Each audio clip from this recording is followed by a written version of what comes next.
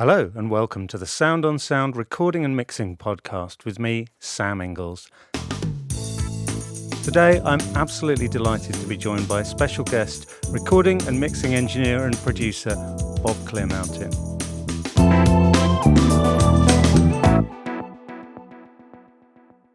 Welcome, Bob. Hi, thank you. Thanks for having me. It's a pleasure. We're going to be talking mainly today about Dolby Atmos and your approach to mixing Atmos. And before we get onto that, I kind of want to go back in time a bit because back in the late 50s and 60s, there was a legendary producer and engineer, Bill Putnam. And at the time, Bill Putnam mixed all of his projects into stereo, even though there was at that time no demand for it from the record labels.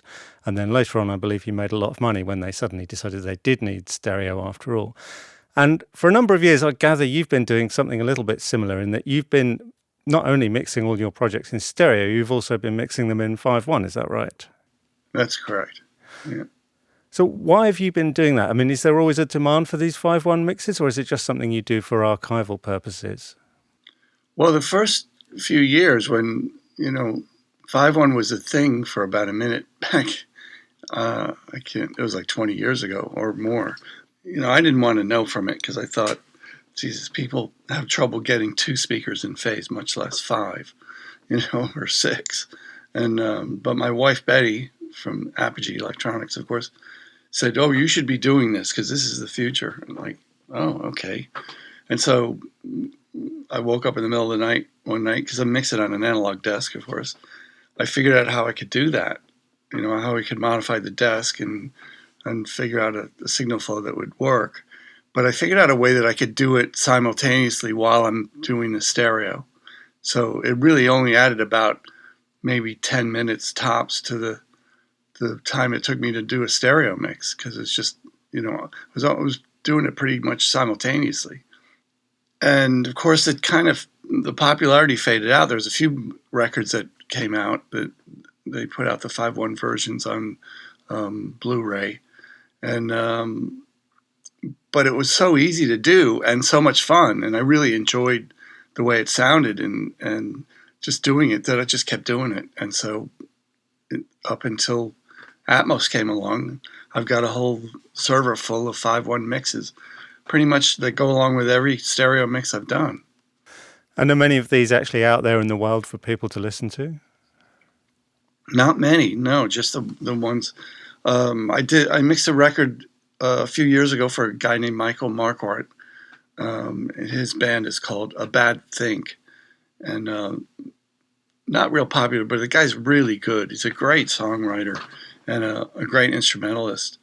And so I did that in 5.1, and he flipped when he heard it. I'm playing him the stereo, and he wasn't thinking about 5.1 or anything. And I clicked over to, just listen to this. And the guy's brain practically exploded, and he says, oh man, well, I'm going to put that out. And so he did. He actually put it out, and we nearly got nominated for a Grammy for it, but didn't quite. Got beat out by Alan Parsons, which is fair enough. Alan's whatever he did, I'm sure was way better than whatever I did.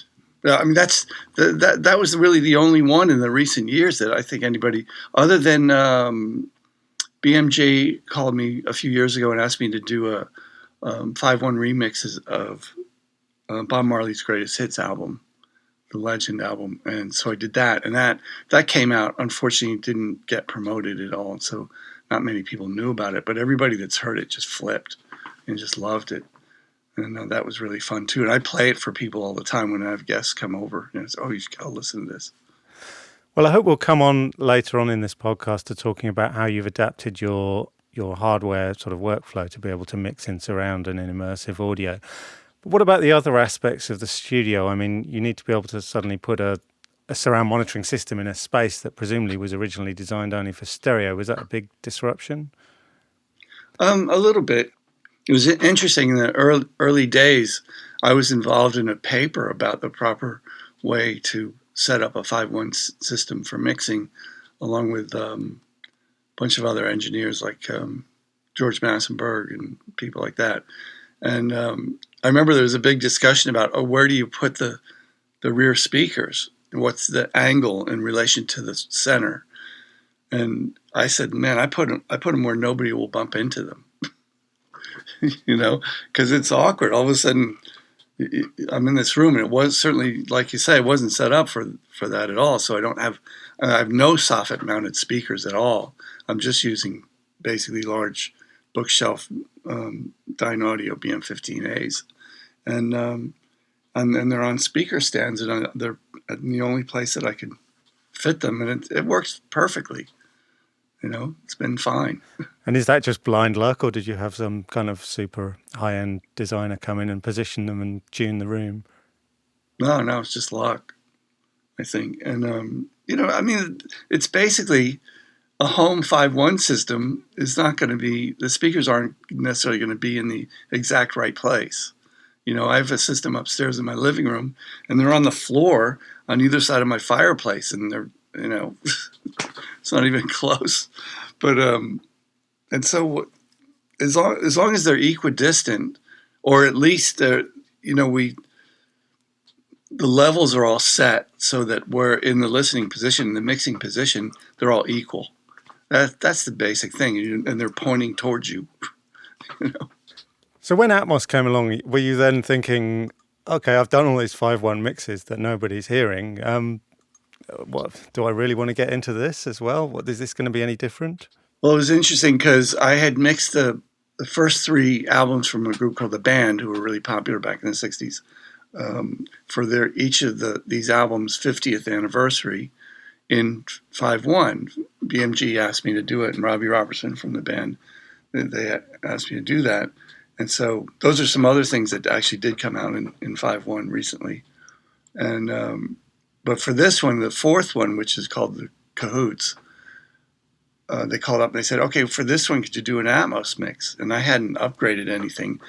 I had thought about it, though, because I put conduits in the ceiling. Because the studio's in the basement of my house, we had just redone the floors in the living room, which is right above where I'm sitting. While we did that, I put these pipes in, thinking, if I ever have to put speakers in the ceiling, now I have a way of getting wires to them instead of them hanging off the walls, And luckily I did that, so I thought, okay, this shouldn't be too hard. So I added a couple more speakers to my 5.1 system, so I had a 7.1 system. I found these little Sony speakers on the internet and stuck them on the ceiling. It's a low ceiling, so I didn't want any really large speakers hanging off the ceiling. I didn't want tall people to hit their head. A lot of it's just practicality, and it works great. I mean, it's that first Band album came out really well, I think. Even though I was still learning what to do with it. But it wasn't that much different than 5.1 because I'd mixed hundreds of songs in 5.1, and so it's just more places to put stuff, basically. So to you, Atmos is a sort of extension of 5.1, which in turn is an extension of stereo. Is that fair to say? I really think so. A lot of people don't. They think it's a whole completely different thing, and you should think about it differently. And I don't know. I think about it the same way. And basically, my thought is that I like the idea of when you're listening, it sounds like you're sitting in the middle of the studio while it's being recorded, with the illusion that everybody played everything live, which is practically never happens, of course. Kind of did with the band. It was interesting for the band because they actually did play in the round all live together. And so it's incredibly realistic, really, considering how they recorded those albums. But I tend to use the bed channels. There's the bed and then there's objects in Atmos, whereas the objects are the things that tend to move around a lot.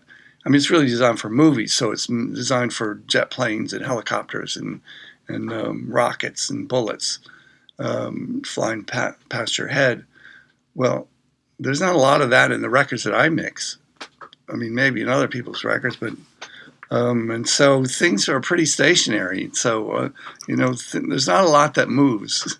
I mean, once in a while you have an effect or a synthesizer that has some bizarre sound, that will actually work moving around, or you can stick it up in the ceiling someplace.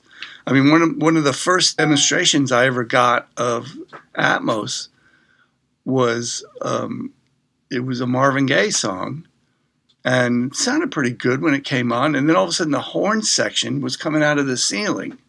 And I thought, well, that's just weird. Like, why would the horns be up above my head? You know, like it would make sense if there was a synthesizer or some kind of weird sound up there, but humans wouldn't, unless you're Pink, you know, and you're flying around in the air. That might make sense. I don't know. But with something like the band, where they actually did record in the round, I mean, you could, I suppose, make an argument for putting the listener right in the middle of that and having instruments coming from behind you. Is that what you did? Yeah, that's what I did. Yeah, that's exactly what I did.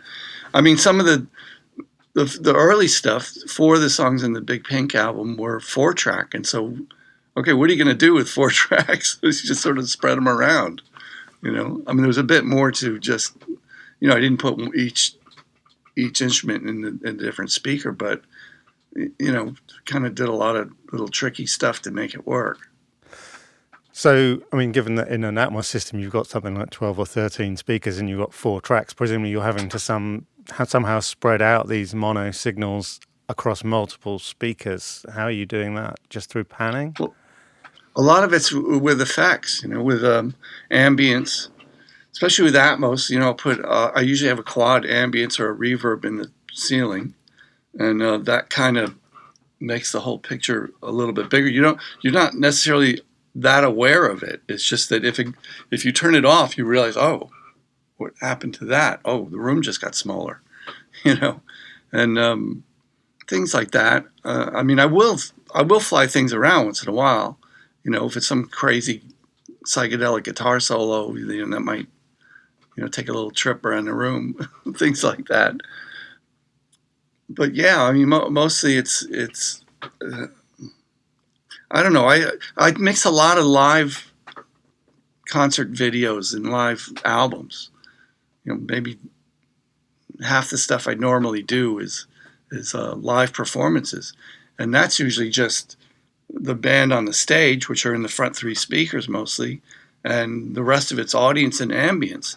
And I'll add to that ambience. I'll put little delays. I could put delays up in the top rear speakers or in the back, and different, you know, reverbs and things like that. Plus the fact that you have the audience mics. Hopefully you have more than 2 audience mics.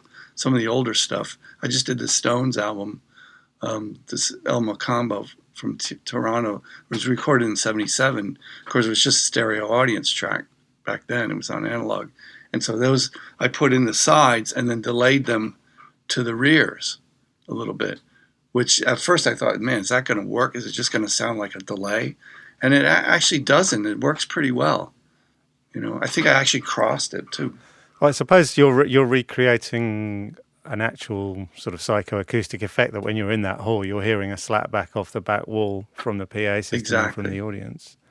Well, that's the thing. And when I go to rock shows or any kind of musical performance, I'm not only listening to the music, but I'm usually listening to what's coming out off the walls and the roof of the venue or the back. You know, I'm always really aware of what that is and then when I'm mixing stuff, I'm trying to recreate that, you know. So even if that's actually, as it were, coloring the presentation of the music in a way that some people might consider deleterious, you'll think it's a kind of important part of the sound and the experience that you need to reproduce. Exactly. It adds a certain amount of excitement, I think. I actually saw a comment about the El Macambo album that I made it sound too big. You know, I'm like, geez, sorry, man. You know, but yeah, I tried to make it bigger than, I mean, most people have never been to the El Macambo, so they don't know what it's like. In fact, I just spoke to somebody the other day from Toronto who's seen a lot of shows there. And I asked him, I said, did it sound too big? He goes, well, okay, I kind of get that comment, but who cares? It sounded really good, you know? And yeah, maybe it sounded a little bigger than the place, but, you know, it's like, that's kind of a moot point, really. Well, ultimately, your job is to make something that involves the listener and makes them want to listen to it again and enjoy it. And it's Exactly. not to Exactly right. forensically reproduce the sound of being in that particular space, is it? Right. That's how I feel about it. Yeah. Sort of a combination of both, really. I want it to sound like kind of like the real space, but better. Like a sort of perfected version of the real thing. Yeah, right. Well, let's get back for a moment, if we may, to this distinction between beds and objects, because I guess some of our listeners who haven't explored mixing in Atmos might not be familiar with this distinction. But if you're not, the beds are channel-based surround tracks like you would have in 5.1, where each track in the bed is routed directly to a specific speaker in the destination system. Whereas the objects are more like individual source tracks which come with their own pan data, and that's decoded on the fly, so that the decoding system actually whizzes them around the speakers in your home and decides where they should be placed. So Correct. In a sense, I guess if you wanted to convert all those old 5.1 mixes to Atmos, all you really need to do is just dump them into a 5.1 bed and call it an Atmos mix, really. Well, yeah, I guess you can. I mean, I prefer to actually go back and remix them, and then change where everything's coming out. But yeah, I mean, you can do that. In fact, a Springsteen album that I did, which was actually a movie. My 5.1 mixes were kind of upmixed by a film mixer to Atmos. And so they kind of, I don't even know what he did, but it sounded pretty good in the movie theater, I still preferred my 5.1 mixes listening at home, but he did a good job considering it was a movie theater, and the movie theaters don't always sound as good as home speakers, I don't think. I guess one issue you have here is that beds can be as many channels as there are speakers, but the objects are only mono or stereo. So if you actually want to use surround reverbs, surround delays, any kind of effect that has more than two channels, you have to put that in the beds. Is that something you do a lot? Yeah, well, I have quad reverbs and different delays. I have my, Clearmountain's domain delays, and those come back in different places. And the thing is that the stereo or the Atmos bed, the overheads are just stereo in the bed. There's no quad. There aren't four channels. So my height speakers are actually for basically stationary objects, which I could move them obviously in the gadget over there, the renderer, but they generally stay really extreme, as if they were the bed. They were like four beds, but they're actually objects. And but yeah, it's true about the objects are, of course, they're monos, but it doesn't mean you can't put like a stereo or a quad delay or a reverb on that. And a lot of times I'll have like maybe I did this Joe Bonamassa record, which is quite good actually, but you should listen to it because it's in Atmos. It's unbelievable. And but at this one point, his guitar, he does this backwards kind of 60s psychedelic guitar solo, and that spins around, but there's delays coming off of it. And so you get this, even though it's moving, you still get this ambient thing happening. And it actually makes it more interesting, I think, than just having a single sound swimming around the room. And it makes it sound more realistic, like it's actually in the room. Yeah. Well, maybe this would be a good time then to talk a little bit about how you managed to do this on an analog console, because pretty much everyone else I've ever talked to who's mixing Atmos is doing it entirely in the box. But you're there with your SSL and you're managing to make this work. How is that possible? It's dead easy, really. Basically the SSL, the G series SSL is just an amazing piece of equipment as far as I'm concerned.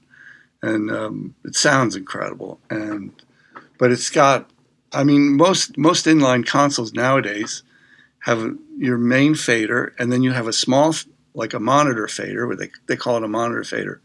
But that you can do all kinds of things with it. It can be a post fade or send to the multi-channel groups, which is, so I've put them all at unity at 0, and they're all post large fader to the groups. And that now I've chosen a group of those multi-channel groups as sends to the Atmos channels.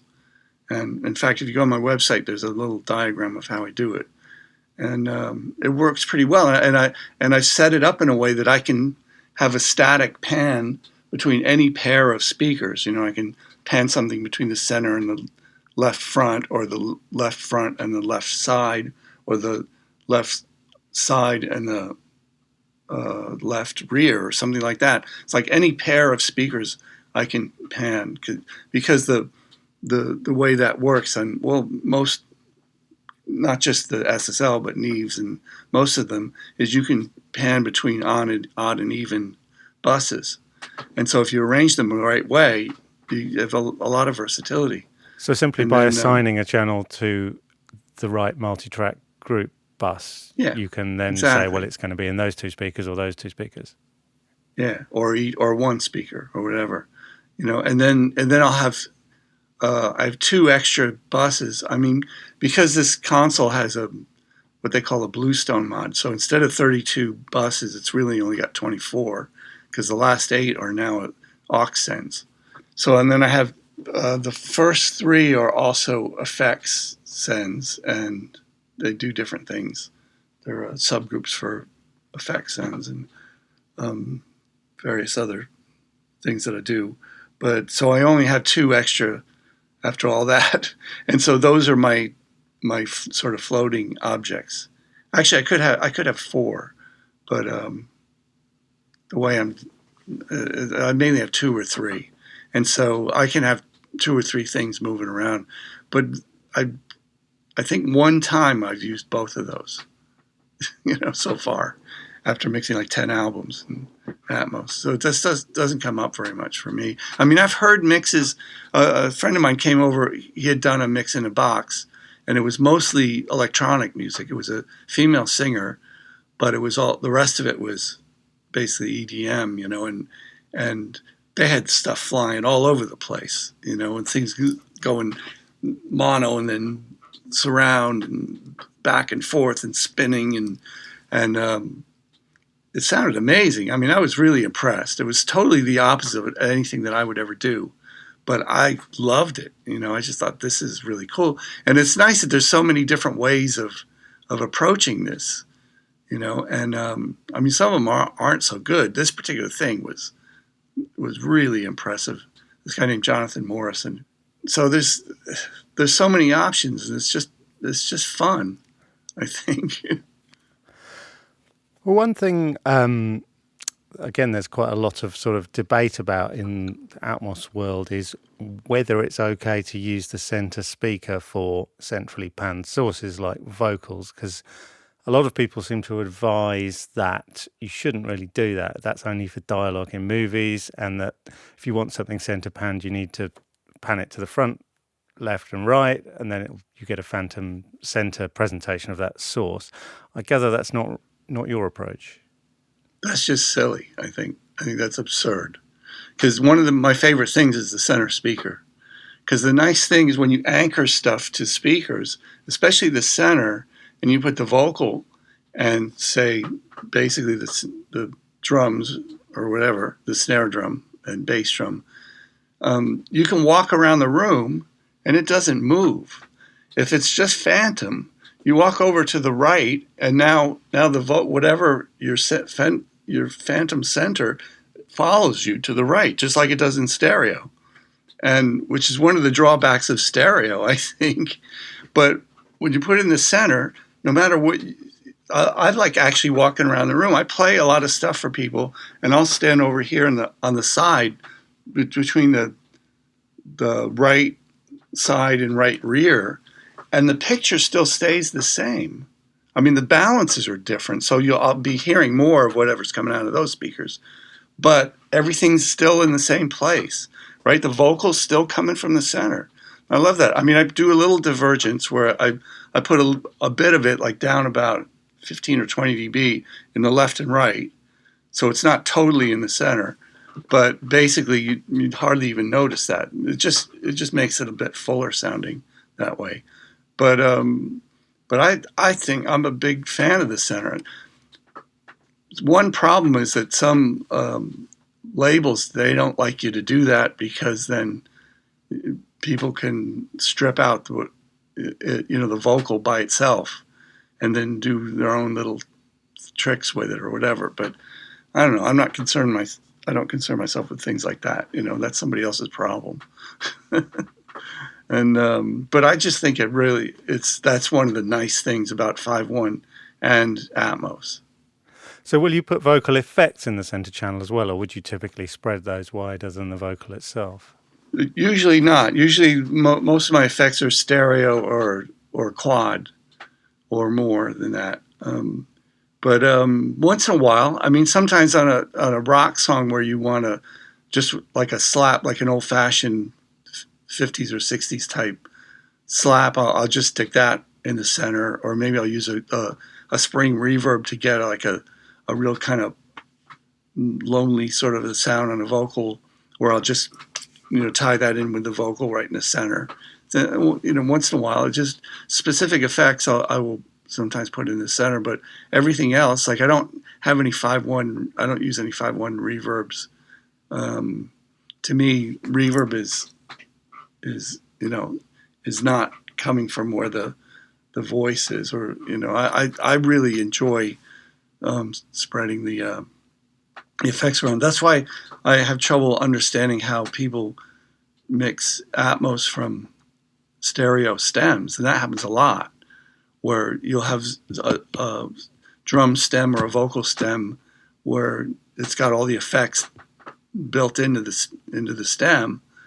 Okay, well, there's just so much you can do in an Atmos. I won't even do that. I won't even, somebody says, oh, I want you to do an Atmos mix from our stereo stems. I said, no, find somebody else. Either send me the multi-track and I'll do a mix for you, or, or get somebody else to do that. So when you're using these quad effects, I mean, it sounds as though quite a lot of them are coming from plugins. How does that work with mixing on a console? Are you sending from the console back into the computer to those plugins, or are you sending within Pro Tools? Yeah, they're all on aux channels in the session, and I'm sending off of aux sends or whatever from the desk into there, and then it comes back to the desk. I got a bunch of stereo channels over here that I've added to my console, and I just use them as outboard, but it's part of the session, which is great because for recalls, of course, I don't have to go set up a bunch of reverbs. It's all there already, and all my Clearmountain domain and spaces and my, I got my own kind of set of stuff, and then I use Altiverb and a few other reverbs. I still have some hardware reverbs. I have some PCM 70s that I really like for certain sounds, and what is this thing? Yamaha. What is it called? It's SBX 990, which is really good for. It's got this symphonic preset in there, and a few other really nice presets that I still use for things. That's cool. Well, one of the things that a lot of people love about the SSL, of course, is the bus compressor. But I hear from a lot of people that when you start working in surround, and particularly in Atmos, you have to rethink your approach because there is no longer a stereo bus that you can compress. Is that an issue that you've faced? Well, it was when 5.1 came along, because that's a big part of my sound that I feel is important. And so it was another one of those things. I woke up in the middle of the night and said, ooh, I know what I can do, because the SSL happens to have 8 extra VCAs that are patchable VCAs that are the same VCAs that are in the compressor, that are doing the compression.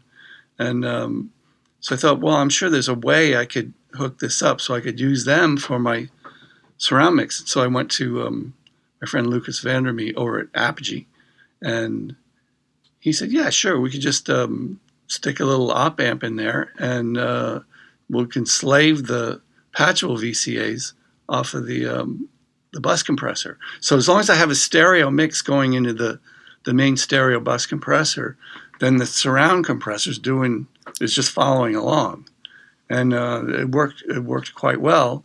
Of course, then Atmos came along and said, "Oh, now what am I going to do?" And my clever assistant Brandon Duncan goes on a used gear site and he actually found another Euro rack, which is the rack in the SSL that holds these VCA cards. He found a complete rack with the cards. So, wow, that's lucky. I bought that. And between Brandon and Lucas, they figured out a way to wire it all up. So I have now, it's basically a 16-channel bus compressor. Not only that, Lucas added 3 controls so I can, like if I'm mixing something that's live with an audience, sometimes if I'm hitting that thing too hard, it sounds like the audience is kind of fluttering in and out because the rear channels are mostly audience. And so now I can reduce how much compression is going to the sides, the rears, or the overheads. Oh, clever. And it's all triggered presumably from a mono or stereo side chain from the LR channels, is that right? Yeah, it's just we just took the DC voltage out of the main bus compressor and then boosted it with an op amp, and it's just running all the rest of the stuff.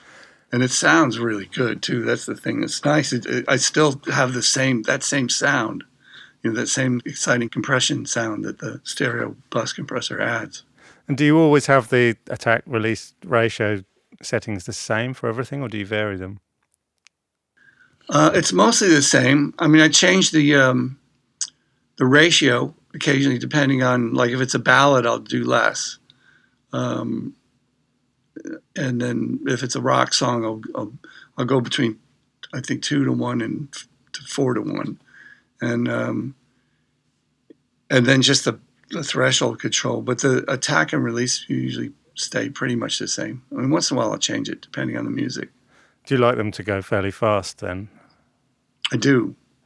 Yeah, I enjoy fast release compressors. That's why I'm not a big fan of the Fairchild, which is like the thing that everybody just bows down to. And to me, the thing's kind of useless because it's just too slow. Yeah, well, good luck getting a 16-channel Fairchild anyway. Well, yeah, exactly. I mean, related to this, a lot of people use bus compression in order to achieve kind of a higher level of subjective loudness. That's not really an issue in Atmos because you're constrained by the loudness requirements anyway. How difficult is it to ensure that you consistently hit that -18 LUFS target? Well, I have everything's calibrated to -18. I mean, my stereo mix is calibrated to -12. Well, I'm all mixing through an Apogee Symphony Mark II, and so in there I can calibrate pretty easily. -12 for my stereo and then -18 for the Atmos. So that's pretty simple, and I just watch the meters pretty carefully. It's pretty simple. And then before we send the thing out, we just go through and run it through a level analyzer and just make sure that it's not going over, because I think Apple's pretty strict about it. Yeah, for sure. And do you have your monitors set to a calibrated level as well?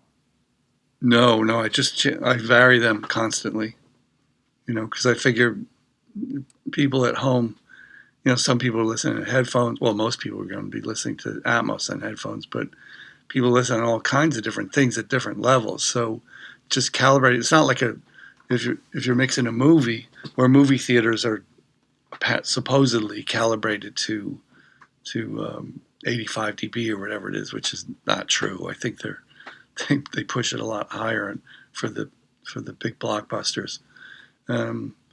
But when you're mixing a movie, you're supposed to always keep your monitors at 85 dB. For records, it's just a completely different thing. I mean, and talking a little bit about that obviously, like you say, everyone who's going to be hearing these Atmos mixes is going to be hearing them on sort of probably a suboptimal system, or certainly a very different system to the one that you mixed it on. How much checking do you do on different systems? Well, I have I have a little pair of Yamahas. I mean, for the Atmos, I just have the one set of speakers really, and then I listen on off out of the binaural output out of the renderer for the headphones. But on my BM15s, I got a pair of Yamaha, and they're not NS10s; they're a different model. And then I have a television, this little TV that my next door neighbor gave me years ago. It's like a standard definition TV, and it's actually got two. It's a Sharp with two speakers that face me, as opposed to most TVs nowadays where the speakers are either on the bottom or in the back. It actually sounds really good. And like you say, I mean, most people who are listening to immersive music now don't have a 7.1.4 speaker system to listen to it on. They're listening on headphones. How much work do you do on headphones during the course of a mix?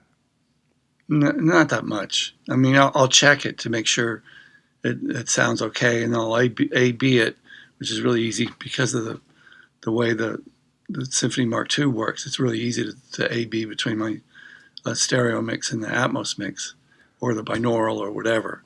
So I'll just try to make sure that it sounds as good as possible compared to the stereo mix. I mean, it generally doesn't.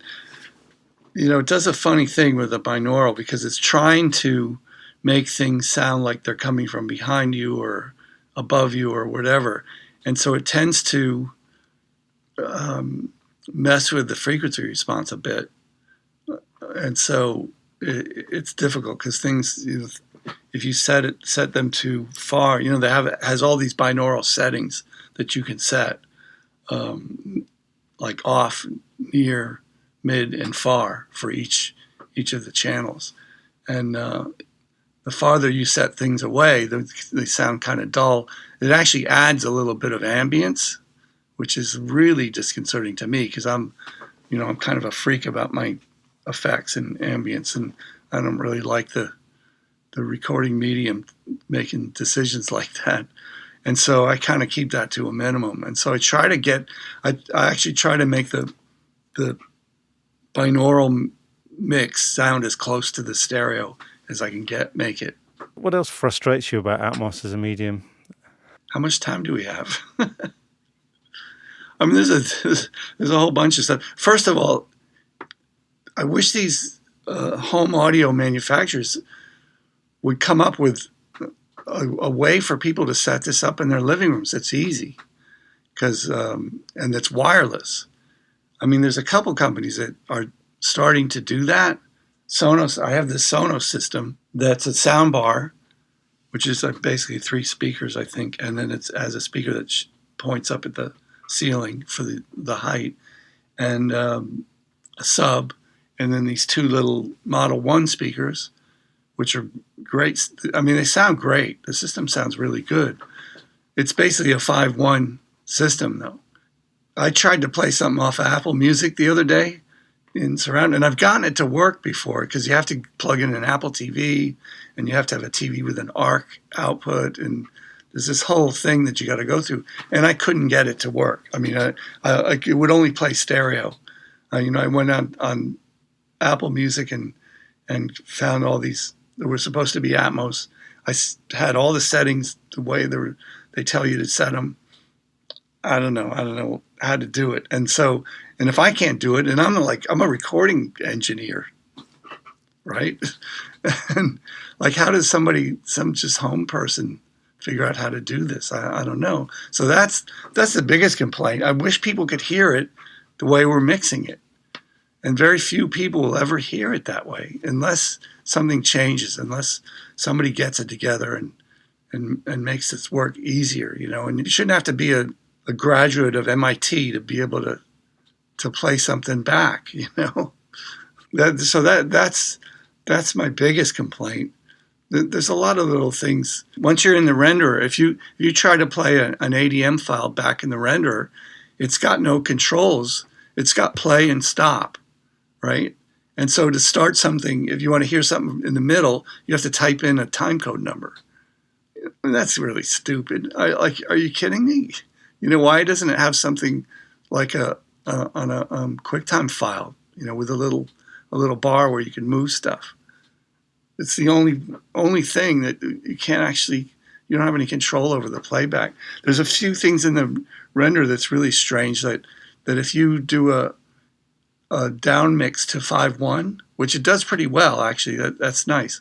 But the normal monitoring, instead of the rear being in the rear, it puts the rear in the sides, which is like, what? Like, what's this all about? And the Dolby guy said, "Oh no, this is the way it should be. This is the spec." I go, but that doesn't make any sense. No, the rear should be in the rear. That's why they call it rear. It's like, give me a break. And they just have that wrong. And I don't care what they say. They had all kinds of arguments. He said, well, the rear should be at 100 degrees. I go, yeah, that's how my rear speakers are. But the side speakers are at 90 degrees. So what are you telling me here? Or 100 to 120, they say. And it's like, so there's a lot of really dumb things in there. The trouble is that it was designed for movies. It wasn't designed for music at all. They're pushing it to the music business, and they haven't quite figured out that, it's like really different. It's not the same. And what we need for mixing Atmos for music is different than what the movie guys they need. And I think they're working on it. They're getting there, and they're starting to get it, but they don't really have it yet. And that'll be nice when that gets straightened out a little bit better.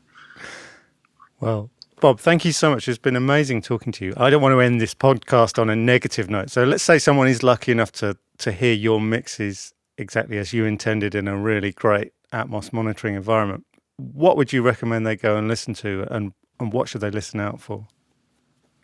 Well, first of all, the Joe Bonamassa record is fantastic. I mean, it's a great record in stereo. It's just the guy's brilliant. He's a great guitar player, and he's written some really good songs. And but that one in particular, there's a song called Curtain Call, which I kind of use as my demo Atmos mix. And that's really fun because there's this Jeff Bova string arrangement that comes out of the back speakers in the ceiling, and it's really extremely dramatic. There's a few other things I've mixed. It's not out yet, but it's a live album by Warren Haynes, who is from the Allman Brothers Band. But it's a solo performance by him, but he's got a live orchestra playing with him on the stage. And he did this a few years ago before the pandemic, and then I mixed it last year. And that's a really fun record to listen to because of the orchestra. And I've kind of spread it around. It's mostly, the rears are mostly the audience and ambience, but then the orchestra comes around the sides, and, the rhythm section is kind of, surrounded by this orchestra, which is pretty cool. There's a few other things. Well, the band album, the Cahoots album, is fun because it's a 50-year-old recording, and to hear that in Atmos is really pretty interesting. Well, we had the pleasure of hearing some of these tracks in your studio at Apogee, of course, a couple of months ago, and just before the NAMM show, and I can vouch for the fact that they do sound absolutely amazing. So, thanks. Thank you very much, Bob Clearmountain. It's been an absolute privilege and a pleasure to talk to you today. Thanks ever so much. Yeah, great speaking to you, Sam. Thank you for listening. And be sure to check out the show notes page for this episode, where you'll find further information along with web links and details of all the other episodes. Oh, and just before you go, let me point you to the soundonsound.com/podcasts website page, where you can explore what's playing on our other channels.